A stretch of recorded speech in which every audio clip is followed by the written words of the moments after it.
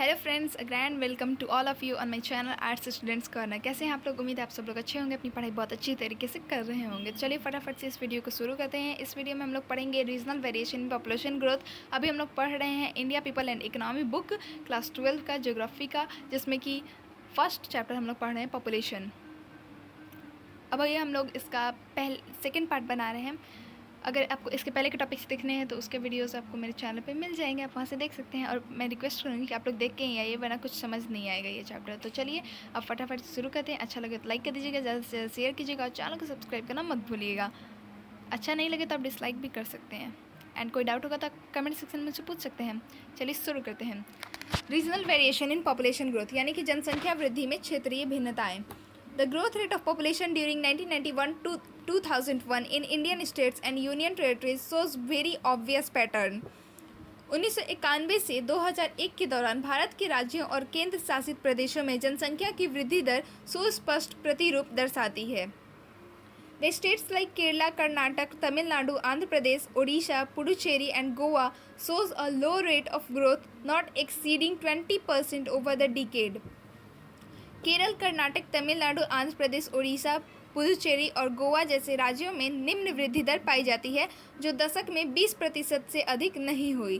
Kerala registered the lowest growth rate 9.4, not only in this group of states but also in the country as a whole. Kerala में न केवल इस वर्ग के राज्यों में बल्कि पूरे देश में भी निम्नतम वृद्धि दर दर्ज की गई, जो कि 9.4 थी। A continuous belt of states from west to east in the northwest, north and north central parts of the country has relatively high growth rate than the southern states. देश के उत्तर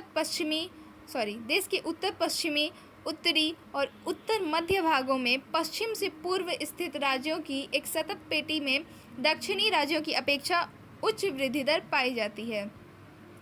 It is in this belt comprising Gujarat, Maharashtra, Rajasthan, Punjab, Haryana, Uttar Pradesh, Uttarakhand, Madhya Pradesh, Sikkim, Assam, West Bengal, Bihar, Chhattisgarh and Jharkhand the growth rate on the average remain 20 to 25%। इस belt में राज्यों जैसे गुजरात, महाराष्ट्र, राजस्थान, पंजाब, हरियाणा, उत्तर प्रदेश, उत्तराखंड, मध्य प्रदेश, सिक्किम, असम, पश्चिम बंगाल, बिहार, छत्तीसगढ़ और झारखंड में औसत वृद्धि दर 20 से 25% रही। During 2001 to 2011, the growth rates of almost all states and union territories have registered a lower figure compared to the previous decade, namely 1991 to 2001. वर्ष 2001 से 2011 के दौरान सभी राज्यों और केंद्र शासित प्रदेशों में पिछले दशक 1991 से 2001 की तुलना में जनसंख्या वृद्धि दर धीमी रही है। The percentage decadal growth rates of 6 most populous states, namely Uttar Pradesh, Maharashtra, Bihar, West Bengal, Andhra Pradesh and Madhya Pradesh have all fallen during 2001 to 2011 compared to 1991 to 2001, the fall being the lowest for Andhra Pradesh 3.5 percentage points and the highest for Maharashtra 6.7 percentage points.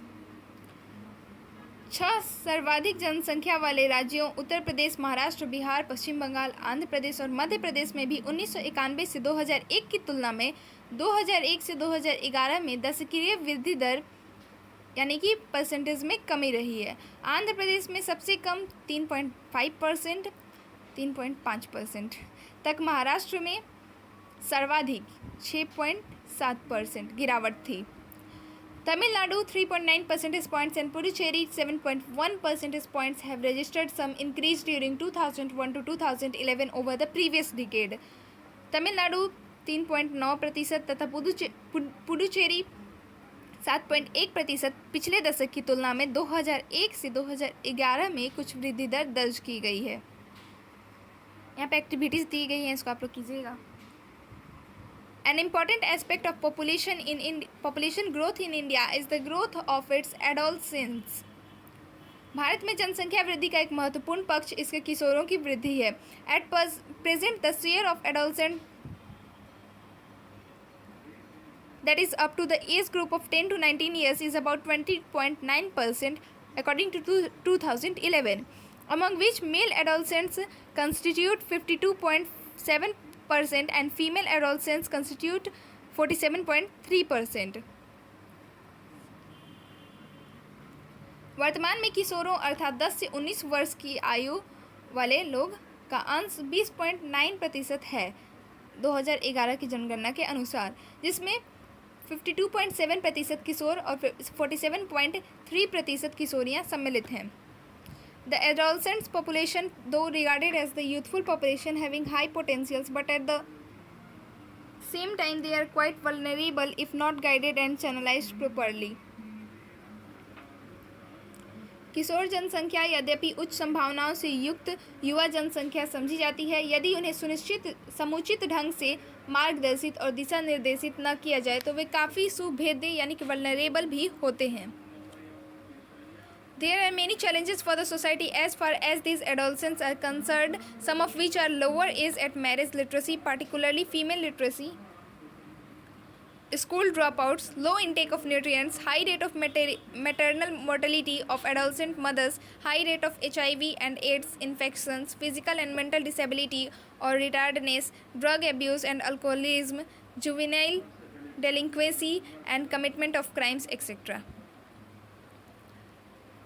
जहाँ तक इन किशोरों का संबंध है, समाज के समक्ष अनेक चुनौतियाँ हैं, जिनमें से कुछ विवाह की निम्न आयु, विशेषतः स्त्री निरक्षरता, विद्यालय विरत छात्र यानी कि स्कूल ड्रॉप आउट, मतलब छात्र स्कूल छोड़ देते हैं, पढ़ाई नहीं करते आगे, पोषकों की निम्न मतलब कमी, न्यूट्रिएंट्स की, किशोरी माताओं में उच्च मातृ मृत्यु दर, HIV एड्स के संक्रमण की उच्च दरें, शारीरिक और मानसिक अपंगता अथवा मंदता, औसत दुरुपयोग और मदिरा सेवन, किशोर अपचार और अपराध करना इत्यादि हैं।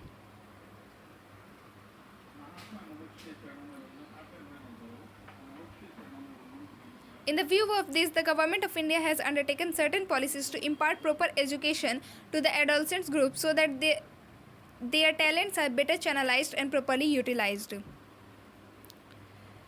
इन तथ्यों को दृष्टिगत रखते हुए भारत सरकार ने किशोर वर्गों को उपयुक्त शिक्षा प्रदान करने के लिए कुछ निश्चित नीतियां बनाई हैं ताकि उनके गुणों को बेहतर मार्गदर्शन और उपयुक्त उपयोग किया जा सके।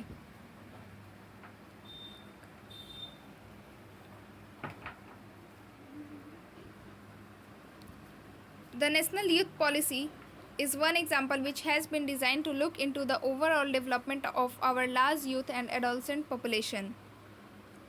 राष्ट्रीय युवा नीति एक ऐसा उदाहरण है जिसे हमारी विशाल युवा और किशोर जनसंख्या के समग्र विकास की देखरेख हेतु अभिकल्पित किया गया है। The National Youth Policy NYP 2014, launched in February 2014, proposes a holistic vision for the youth of India, which is to empower the youth of the country to achieve their full potential and through them enable India to find its rightful place in the community of nations. राष्ट्रीय युवा नीति NYP 2014 फरवरी 2014 में आरंभ की गई है, जो भारत की युवाओं के लिए एक समग्र दूरदर्शी प्रस्ताव रखती है। देश के युवाओं को अपनी पूरी क्षमता का उपयोग करने के लिए सक्षम बनाना और उनके द्वारा भारत को राष्ट्रों के समूह में अपना उचित स्थान प्राप्त करने में सक्षम बनाना है। The NYP 2014 has defined youth as a persons in the age group of 15 to 29 years. राष्ट्रीय युवा नीति 2014 के अनुसार 15 से 29 वर्ष के आयु समूह के व्यक्ति को युवा के रूप में परिभाषित किया जाता है। The Government of India also formulated the National Policy for Skill Development and Entrepreneurship in 2015 to provide an umbrella framework to all skilling activities being carried out within the country and to align these to common standards and link skilling with demand centers. Bharat सरकार ने 2015 में कौशल विकास तथा उद्यमिता के लिए नीति बनाई है, जिसका उद्देश्य देश भर में हो रही कौशल से संबंधित गतिविधियों के लिए एक रूपरेखा प्रदान करना है। साथ ही साथ इन सभी गतिविधियों को एक मानक के साथ बांधना तथा विभिन्न कौशलों को इनके भाग केंद्रों के साथ जोड़ना है। It appears from the above discussion that the growth rate of population is widely variant over space and time in the country and also highlights various social problems related to the growth of population. ऊपर की गई विवेचना से ऐसा प्रतीत होता है कि देश में दिक् और काल के संदर्भ में जनसंख्या की वृद्धि दर में व्यापक भिन्नता पाई जाती है, जो जनसंख्या की वृद्धि से संबंधित अनेक सामाजिक समस्याओं को उजागर करती है। However, in order to have a better insight into the growth pattern of population, it is also necessary to look into the social composition of population. फिर भी जनसंख्या के वृद्धि प्रतिरूपों की बेहतर अंतर्दृष्टि प्राप्त करने के लिए यह आवश्यक है कि जनसंख्या के सामाजिक संगठन की पड़ताल की जाए। तो अब हम लोग पॉपुलेशन कंपोजिशन पढ़ेंगे, यानी कि जनसंख्या संगठन।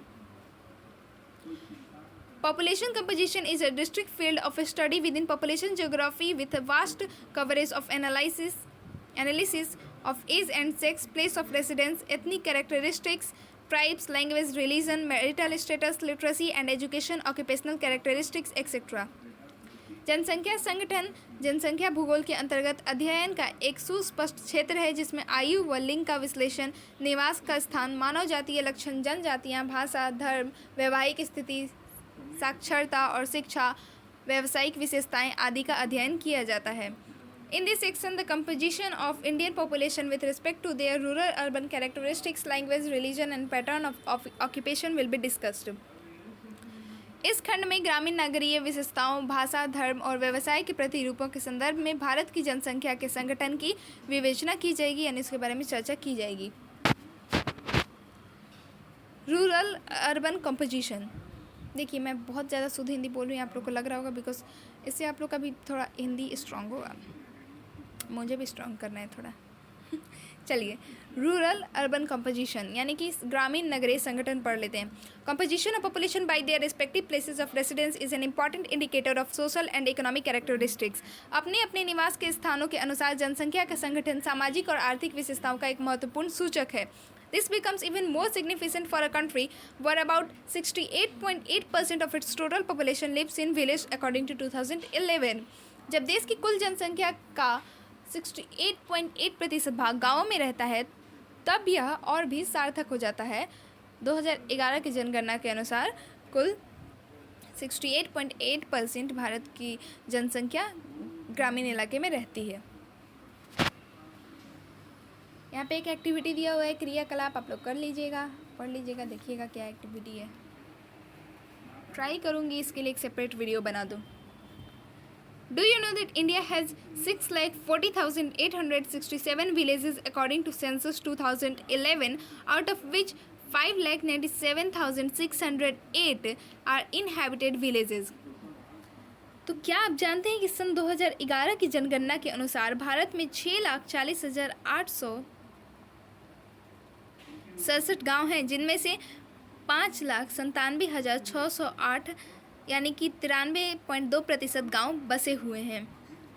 However, the distribution of rural population is not uniform throughout the country. You might have noted that the states like Bihar and Sikkim have very high percentage of rural population. फिर भी पूरे देश में ग्रामीण जनसंख्या का वितरण समान नहीं है। आपने ध्यान दिया होगा कि बिहार और सिक्किम जैसे राज्यों में ग्रामीण जनसंख्या का प्रतिशत बहुत अधिक है। The states of Goa and Maharashtra have only little over half of their total population residing in villages. Goa और महाराष्ट्र राज्यों की कुल जनसंख्या का आधे से कुछ अधिक भाग गाँवों में बसता है। The Union Territories, on the other hand, have a smaller proportion of rural population except Dadra and Nagar Haveli, 53.38%। दूसरी ओर दादरा और नगर हवेली को छोड़कर केंद्र शासित प्रदेशों का लघु अनुपात ही ग्रामीण जनसंख्या का है। The size of villages also varies considerably। गाँवों का आकार भी काफ़ी हद तक भिन्न है। It is less than 200 persons in the hill states of northeastern India, western Rajasthan and run of Kutch, and as high as 17,000 persons in the states of Kerala and in parts of Maharashtra। उत्तर पूर्वी भारत के पहाड़ी राज्यों पश्चिमी राजस्थान और कच्छ के रण में यह 200 व्यक्तियों से कम और केरल व महाराष्ट्र के कुछ भागों में यह 17,000 व्यक्ति तक पाया जाता है। A thorough examination of the pattern of distribution of rural population of India reveals that both at intra-state and inter-state levels, the relative degree of urbanization and extent of rural-urban migration regulate the concentration of rural population। Bharat की ग्रामीण जनसंख्या के वितरण के प्रतिरूप का संपूर्ण परीक्षण उजागर करता है कि अंतर्राज्य और अंतर्राज्य दोनों स्तरों पर नगरीकरण का सापेक्षिक परिमाण और ग्रामीण नगरीय प्रवास का विस्तार ग्रामीण जनसंख्या के सांद्रण को नियंत्रित करते हैं। You have noted that contrary to rural population, the proportion of urban population in India is quite low, but it is showing a much faster rate of growth over the decades. आपने देखा होगा कि ग्रामीण जनसंख्या के विपरीत भारत में नगरीय जनसंख्या का अनुपात जो कि 31.16% है काफ़ी निम्न है लेकिन पिछले दशकों में यह वृद्धि की बहुत तीव्र दर को दर्ज करता है. The growth rate of urban population has accelerated due to enhanced economic development and improvement in health and hygienic conditions. नगरीय जनसंख्या की वृद्धि दर समृद्ध आर्थिक विकास, स्वास्थ्य और स्वास्थ्य संबंधी दशाओं में सुधार के कारण तेजी से बढ़ा है. The distribution of urban population too, as in the case of total population, has a wide variation throughout the country. कुल जनसंख्या की भांति नगरीय जनसंख्या के वितरण में भी देश भर में भिन्नताएं पाई जाती हैं. It is however noticed that in almost all the states and union territories there has been a considerable increase of urban population. फिर भी देखा गया है कि लगभग सभी राज्यों और केंद्र शासित प्रदेशों में नगरीय जनसंख्या काफ़ी बढ़ रही है. This indicates both development of urban areas in terms of socio-economic conditions and increased rate of rural-urban migration. फिर भी ऐसा देखा गया है कि लगभग यह सामाजिक आर्थिक दशाओं के संदर्भ में नगरीय क्षेत्रों के विकास और ग्रामीण नगरीय प्रवास की बढ़ी हुई दर दोनों को इंगित करता है. The rural-urban migration is conspicuous in the case of urban areas along the main road links and railroads in the North Indian plains, the industrial areas around Kolkata, Mumbai, Bengaluru, Mysuru, Madurai, Coimbatore, Ahmedabad, Surat, Delhi, Kanpur and Ludhiana, Jalandhar. Okay. उत्तरी भारत के मैदानों में मुख्य सड़क के मिलन बिंदुओं और rail मार्गों से सटे हुए नगरीय क्षेत्रों कोलकाता, मुंबई, बेंगलुरु, मैसूरू, मदुरई, कोयम्बतूर, अहमदाबाद, सूरत, दिल्ली, कानपुर और लुधियाना जालंधर में ग्रामीण नगरीय प्रवास सुस्पष्ट है. In the agriculturally stagnant parts of the middle and lower Ganga plains, Telangana, non-irrigated western Rajasthan, remote hilly tribal areas of northeast, along the flood-prone areas of peninsular India and along eastern part of Madhya Pradesh, the degree of urbanization has remained low. कृषि की दृष्टि से प्रगतिरोध मध्य और निम्न गंगा के मैदानों, तेलंगाना, असिंचित पश्चिमी राजस्थान, उत्तर पूर्व के दूर दराज के पहाड़ी और जनजातीय क्षेत्रों, प्रायद्वीप भारत के बाढ़ संभावित क्षेत्रों और मध्य प्रदेश के पूर्वी भाग में नगरीकरण का स्तर निम्न रहा है. पता है एक्चुअली मुझे बहुत बोरिंग लगता है ज्योग्राफी. एक्चुअली ये सब चैप्टर्स मुझे बोरिंग लगते हैं. मुझे वो पेड़ पौधे माउंटेन्स वगैरह वो सब पढ़ने में मज़ा आता है. यार ये क्या है पॉपुलेशन यार, ये भी पढ़ लेते हैं. चलिए, इससे जब मज़ा आया था ना हिस्ट्री पढ़ाने में, और हिस्ट्री से भी ज़्यादा मज़ा आया ना सिविक्स पढ़ाने में, पॉलिटिकल साइंस. उसको इसको जल्दी जल्दी हटाना है यार. बहुत लेंदी टाइप है ये चैप्टर्स. बुक देख के ही ना लग रहा है कि अरे यार ये क्या ऐसा बुक है, ना कोई फिगर है ना कुछ, सब ब्लैक एंड वाइट है और झूठों का ग्राफ दे दिया है. बताइए, ग्राफ देख के तो और दिमाग ख़राब हो जाता है मेरा. मुझे मैथ से चिढ़ है. चलिए अब आगे पढ़ते हैं लिंग्विस्टिक कंपोजिशन यानी भाषाई संगठन के बारे में. अब हमारा टॉपिक है लिंग्विस्टिक कंपोजिशन यानी कि भाषाई संगठन. इसको पढ़ लेते हैं. India is a land of linguistic diversity. Bharat एक भाषाई विविधता की भूमि है. According to Grierson linguistic survey of India 1903 to 1928, there were 179 languages and as many as 544 dialects in the country. Grierson के अनुसार भारत का भाषाई सर्वेक्षण 1903 और से लेके 1928 देश में 179 भाषाएं और 544 के लगभग बोलियां थीं.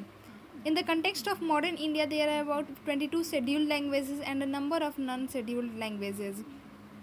आधुनिक भारत के संदर्भ में 22 भाषाएं अनुसूचित हैं और अनेक भाषाएं गैर अनुसूचित हैं. एक एक्टिविटी दिया हुआ है, क्रियाकलाप कर लीजिएगा. Among the scheduled languages, the speakers of India have the highest percentage.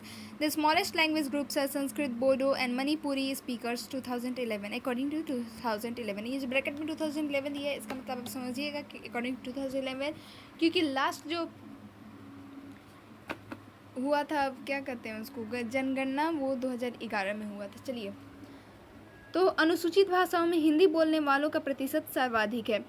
लघुतम भाषा वर्ग संस्कृत, बोडो तथा मणिपुरी बोलने वालों की है 2011 के अनुसार। However, it is noticed that the linguistic regions in the country do not have a sharp and distinct boundary.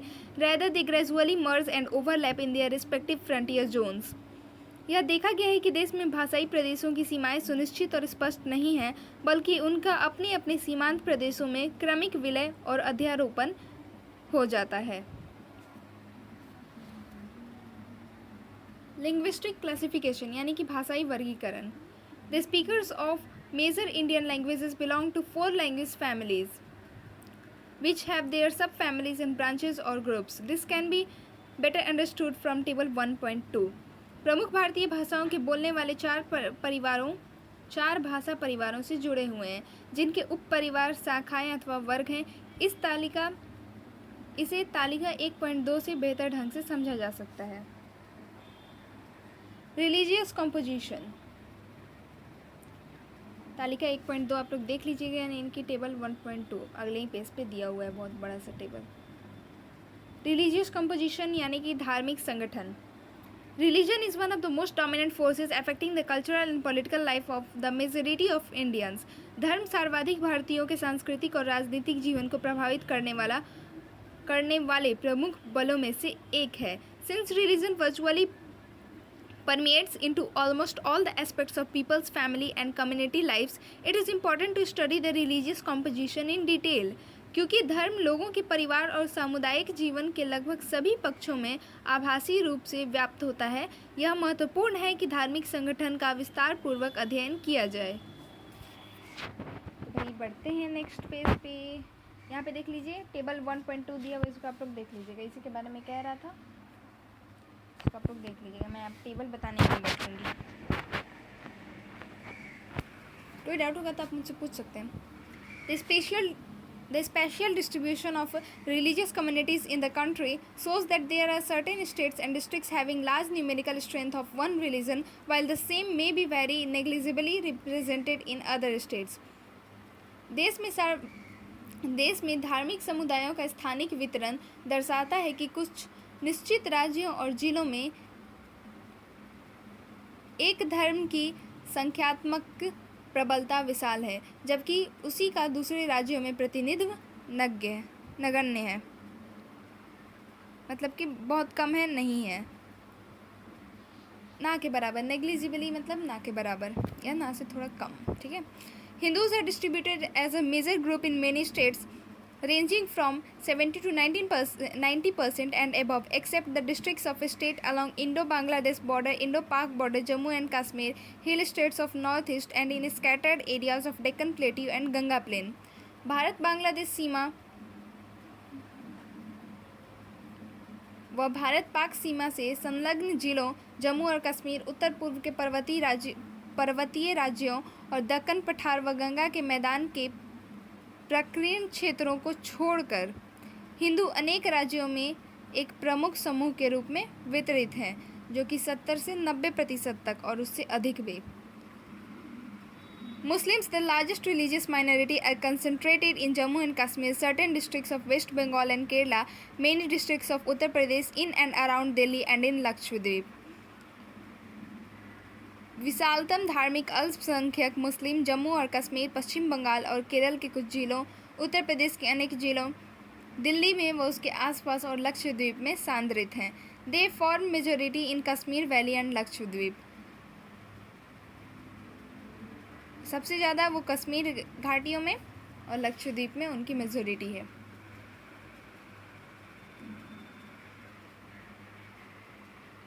Religion and landscape ये भी दिया हुआ है बीच बॉक्स में, तो इसको भी पढ़ लेते हैं। Formal expression of religions on landscape is manifested through sacred structures use of cemeteries and assemblages of plants and animals, groups of trees for religious purposes. भूदृश्य पर धर्मों की औपचारिक अभिव्यक्ति पवित्र संरचनाओं, कब्रिस्तान के उपयोग और पौधों और प्राणियों के समुच्चय धार्मिक उद्देश्यों के लिए वृक्षों के निकुंजों के माध्यम से प्रकट होती है। These may range from inconspicuous village shrines to large Hindu temples, monumental masjids or ornately designed cathedrals in large metropolitan cities. पवित्र संरचनाएं पूरे देश में व्यापक रूप से वितरित हैं। ये अस्पष्ट ग्रामीण समाधियों से लेकर विशाल हिंदू मंदिरों, स्मरणार्थ मस्जिदों अथवा महानगरों में शोभायमान ढंग से अभिकल्पित बड़े गिरजाघरों तक हो सकती हैं।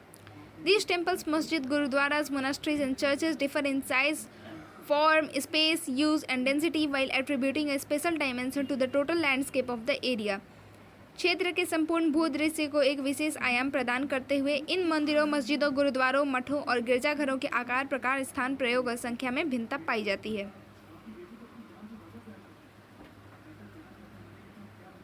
The Christian population is distributed mostly in rural areas of the country. ईसाई जनसंख्या अधिकांशतः देश के ग्रामीण क्षेत्रों में वितरित है। The main concentration is observed along the western coast around Goa, Kerala and also in the hill states of Meghalaya, Mizoram, Nagaland, Chota Nagpur area and hills of Manipur. मुख्य सांद्रण पश्चिमी तट के साथ गोवा एवं केरल और मेघालय, मिजोरम और नागालैंड के पहाड़ी राज्यों, छोटा नागपुर क्षेत्र और मणिपुर की पहाड़ियों में भी देखा जाता है। Sikhs are mostly concentrated in relatively small area of the country, particularly in the states of Punjab, Haryana and Delhi. अधिकांश सिख देश के अपेक्षाकृत छोटे क्षेत्र विशेष रूप से पंजाब, हरियाणा और दिल्ली में संकेंद्रित हैं। Jains and Buddhists, the smallest religious groups in India, have their concentration only in selected areas of the country. Bharat के सबसे छोटे धार्मिक समूह जैन और बौद्ध देश के गिने चुने क्षेत्रों में संकेंद्रित हैं। Jains have major concentration in the urban areas of Rajasthan, Gujarat and Maharashtra, while the Buddhists are concentrated mostly in Maharashtra. जैनियों का प्रमुख संकेंद्रण राजस्थान के नगरीय क्षेत्रों, गुजरात और महाराष्ट्र में है, जबकि बौद्ध अधिकांशतः महाराष्ट्र में संकेंद्रित हैं। The other areas of Buddhist majority are Sikkim, Arunachal Pradesh, Ladakh in Jammu and Kashmir, Tripura and Lahul and Spiti in Himachal Pradesh. बौद्ध बाहुल्य अन्य क्षेत्र सिक्किम, अरुणाचल प्रदेश, जम्मू और कश्मीर में, लद्दाख, त्रिपुरा और हिमाचल प्रदेश में लाहौल और स्पीति हैं। The other religions of India include Zoroastrians, tribal and other indigenous faiths and beliefs. These groups are concentrated in small pockets scattered throughout the country. Bharat के अन्य धर्मों में जरतुस्त, जनजातीय एवं अन्य देशज निष्ठाएं और विश्वास सम्मिलित हैं। ये छोटे समूहों में संकेंद्रित हैं और देश भर में बिखरे हुए हैं। Composition of working population. अब हम लोग पढ़ेंगे श्रमजीवी जनसंख्या का संगठन। The population of India according to their economic status is divided into 3 groups, namely main workers, marginal workers and non workers. आर्थिक स्तर की दृष्टि से भारत की जनसंख्या को 3 वर्गों में बांटा जाता है, जिनके नाम हैं मुख्य श्रमिक, सीमांत श्रमिक और अश्रमिक।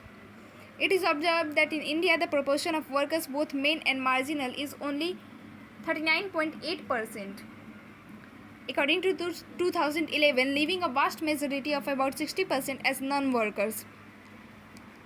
ऐसा देखा गया है कि भारत में श्रमिकों, दोनों मुख्य और सीमांत श्रमिकों का अनुपात 2011 के अनुसार 39.8% है, जबकि 60% की विशाल संख्या अश्रमिकों की है। ऊपर दिया गया है, उसको पहले पढ़ लेते हैं। स्टैंडर्ड सेंसस डेफिनेशन, मानक जनगणना परिभाषा। Main worker is a person who works for at least 183 days और 6 मंथ्स इन अ ईयर। मुख्य श्रमिक वह व्यक्ति है जो एक वर्ष में कम से कम 183 दिन या 6 महीने काम करता है। Marginal worker is a person who works for less than 183 days और 6 मंथ्स इन अ ईयर। सीमांत श्रमिक वह व्यक्ति है जो एक वर्ष में 183 दिनों या 6 महीनों से कम दिन काम करता है। ठीक है, तो हम लोग कहाँ थे? This indicates an economic status in which there is a larger proportion of dependent population, further indicating possible existence of large number of unemployed और अंडर एम्प्लॉयड पीपल। यह एक आर्थिक स्तर को इंगित करता है जिसमें एक बड़ा अनुपात आश्रित जनसंख्या का है, जो आगे बेरोजगार और अल्प रोजगार प्राप्त लोगों की बड़ी संख्या के होने की संभावना की ओर इशारा करता है। What is work participation rate? श्रम की प्रतिभागिता दर क्या होती है? The proportion of working population of the states and union territories so a moderate variation from about 39.6% in Goa to about 49.9% in Daman and Diu. राज्यों और केंद्र शासित प्रदेशों में श्रमजीवी जनसंख्या का अनुपात गोवा में लगभग 39.6%, दमन और दीव में लगभग 49.9% सामान्य भिन्नता दर्शाता है। The states with larger percentage of workers are Himachal Pradesh, Sikkim, Chhattisgarh, Andhra Pradesh, Karnataka, Arunachal Pradesh, Nagaland, Manipur and Meghalaya. श्रमिकों के अपेक्षाकृत अधिक प्रतिशत वाले राज्य हिमाचल प्रदेश, सिक्किम, छत्तीसगढ़, आंध्र प्रदेश, कर्नाटक, अरुणाचल प्रदेश, नागालैंड, मणिपुर और मेघालय हैं। Among the union territories, Dadra and Nagar Haveli and Daman and Diu have higher participation rate. केंद्र शासित प्रदेशों में दादरा और नगर हवेली तथा दमन और दीव की प्रतिभागिता दर ऊंची है। It is understood that in the context of a country like India the work participation rate tends to be higher in the areas of lower levels of economic development since number of manual workers are needed to perform the subsistence और near subsistence economic activities. Bharat जैसे देश के संदर्भ में ऐसा समझा जा सकता है कि आर्थिक विकास के निम्न स्तरों वाले क्षेत्र में श्रम की सहभागिता दर ऊंची है क्योंकि निर्वाह अथवा लगभग निर्वाह की आर्थिक क्रियाओं के निष्पादन के लिए अनेक कामगारों की जरूरत पड़ती है।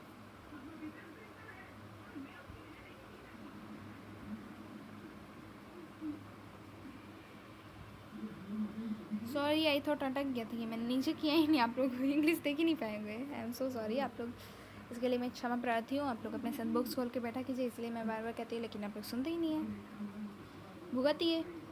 चलिए अब पढ़ते हैं, आप ट्राई करूँगी वो गलती मुझसे फिर से ना हो। The occupational composition of India's population which actually means engagement of an individual in farming, manufacturing, trade, services or any kind of professional activities. So a large proportion of primary sector workers compared to secondary and tertiary sectors. Bharat की जनसंख्या का व्यावसायिक संगठन जिसका वास्तव में अर्थ किसी व्यक्ति के खेती, विनिर्माण, व्यापार, सेवाओं अथवा किसी भी प्रकार की व्यावसायिक क्रियाओं से लगे होने से है, द्वितीय और तृतीय सेक्टरों की तुलना में प्राथमिक सेक्टर के श्रमिकों के एक बड़े अनुपात को दर्शाता है। About 54.6% of total working population are cultivators and agricultural laborers, whereas only 3.8% of workers are engaged in household industries and 41.6% are other workers including non-household industries, trade, commerce, construction and repair and other services. कुल श्रमजीवी जनसंख्या का लगभग 54.6% कृषक और कृषि मजदूर हैं, जबकि केवल 3.8% श्रमिक घरेलू उद्योगों में लगे हैं और 41.6% अन्य श्रमिक हैं जो गैर घरेलू उद्योगों, व्यापार, वाणिज्य, विनिर्माण और मरम्मत तथा अन्य सेवाओं में कार्यरत हैं। As far as the occupation of countries, male and female population is concerned, male workers outnumber female workers in all the three sectors. जहाँ तक देश की पुरुष और स्त्री जनसंख्या के व्यवसाय का प्रश्न है, पुरुष श्रमिकों की संख्या स्त्री श्रमिकों की संख्या से तीनों सेक्टरों में अधिक है। यहाँ पे promoting gender, okay, promoting gender sensitivity through Beti Bachao Beti Padhao social campaign. Beti Bachao Beti Padhao सामाजिक अभियान के द्वारा जेंडर के प्रति संवेदनशीलता को बढ़ावा। पढ़ लिया जाए क्या, इसको पढ़ ही लिया जाए, क्वेश्चन आ सकते हैं इसमें से। इसको पढ़ते हुए हम लोग आगे बढ़ेंगे और इस चैप्टर को ख़त्म करने की कोशिश करेंगे। The division of society into male, female and transgender is believed to be natural and biological.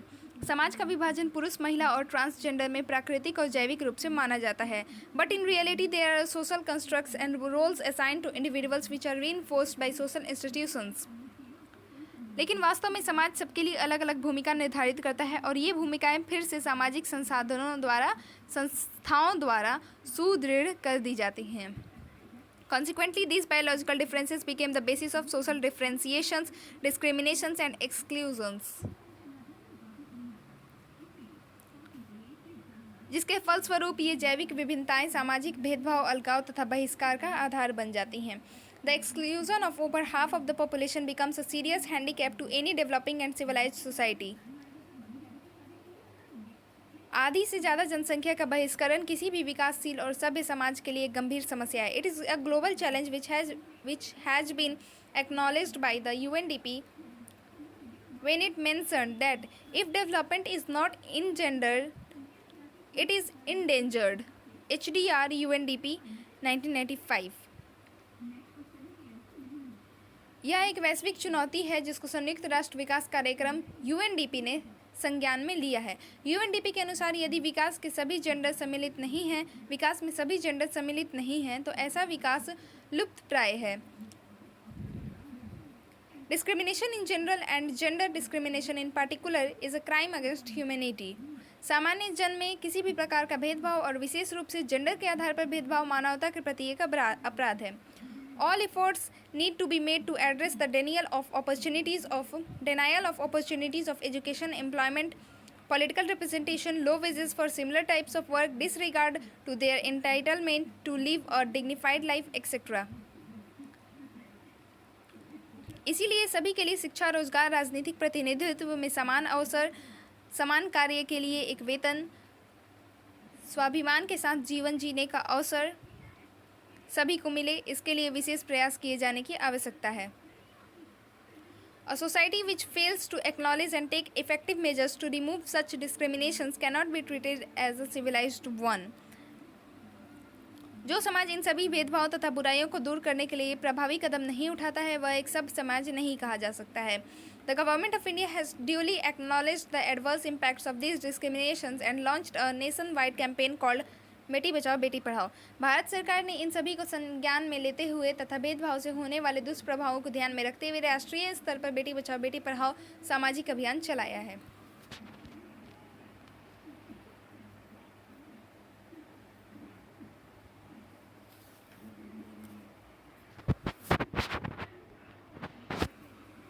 Occupational categories.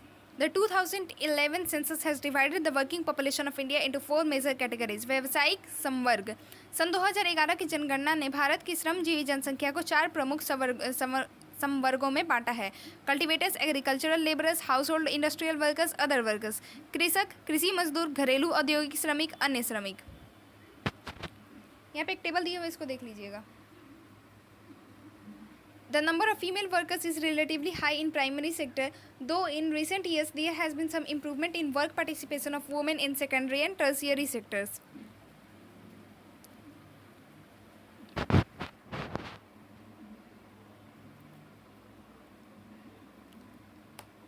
महिला श्रमिकों की संख्या प्राथमिक सेक्टर में अपेक्षाकृत अधिक है, यद्यपि विगत कुछ वर्षों में महिलाओं की द्वितीयक और तृतीयक सेक्टरों की सहभागिता में सुधार हुआ है। It is important to note that the proportion of workers in agricultural sector in India has shown a decline over the last few decades, 58.2% in 2001 to 54.6% in 2011.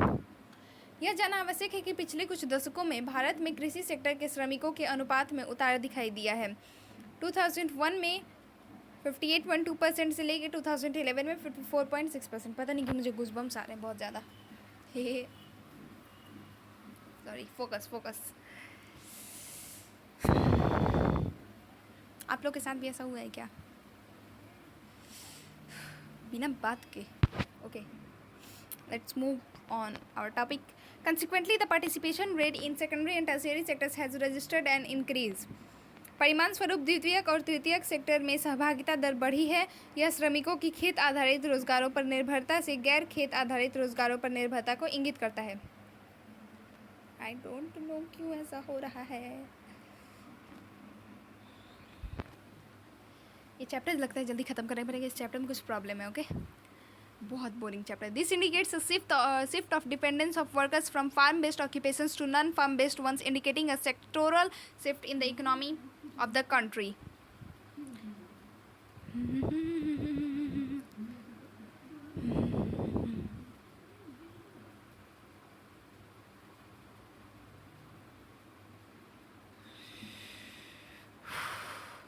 Okay,